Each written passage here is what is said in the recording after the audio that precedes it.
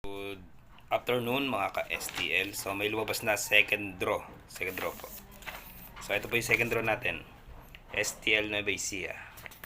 39-14 po. 39-14.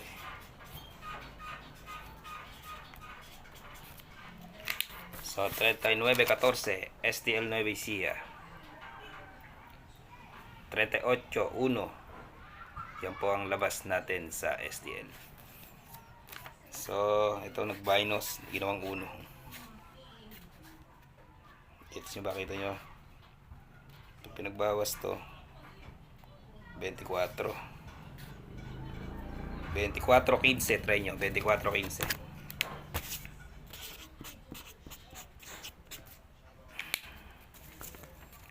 24-15, try nyo. Saka 37-5.